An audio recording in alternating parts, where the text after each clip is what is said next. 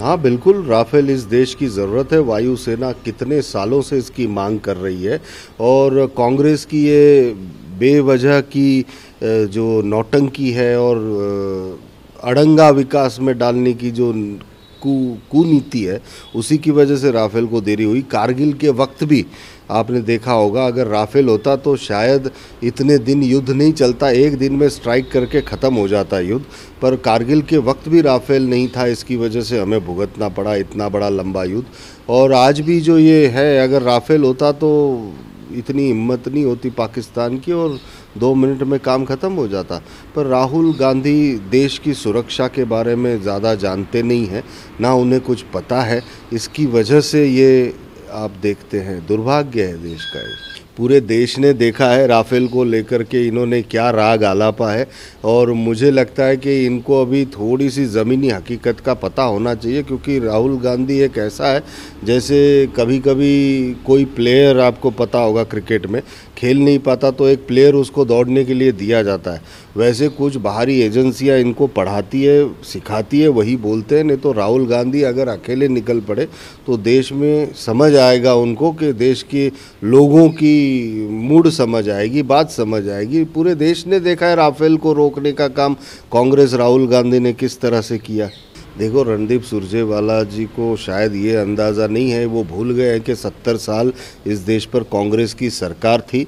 कश्मीर की समस्या भी उन्हीं की उपज है और उस समस्या को अंतर्राष्ट्रीय स्तर पर कई बार ऐसा हुआ कि इस देश को असफलताएं मिली, उसकी वजह भी कांग्रेस थी।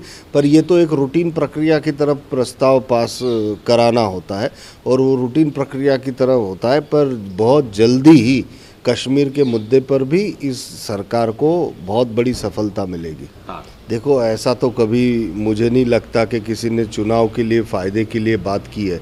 हर कुछ देश के अंदर जो उफान आया था भावनाओं का, वो पुलवामा में जो हमारे 40 जवान शहीद हुए उससे आया था। तो चाहे सरकार में हो चाहे देश में हो, जनता जनता है, उसके अंदर वो भावनाओं का उफान आएगा ही आएगा और उस भावनाओं का दर्शन था है। तो मुझे नहीं लगता कि पॉलिटिसाइज करने की कोई आवश्यकता है। हाँ, पर एक बात ज़रूर मैं कहना चाहूँगा, सेना पहले भी थी, सेना आज भी है, सेना का मनोबल उतना ही मजबूत है। हाँ, पर अगर देश का नायक उनको मिलता है सही तो वो दिशा बदल देते हैं, ये तो देखा है आज। ये ना बेवकूफ़ से भर चुके हैं, मैं बताऊं आपको, इनका दिमाग ख़राब हो चुका है। ये देश की सबसे बड़ी दुश्मन मुझे नज़र आ रहे हैं इस वक्त। जैसे पाकिस्तान से तो लड़ने का जो है समझ में आता है, पर इन घर के दुश्मनों से कैसे निपटे, मुझे लगता है जनता ही इनको अब अपने शब्दों के मिसाइल से और वोट के मिसाइल से ठिकाने लगाएगी। हाँ, उन्हें सिर्फ सड़क दिखाई दे रही है और ये भी पूरे देश को दिखाई दे रही है, इसमें कोई दो राय नहीं।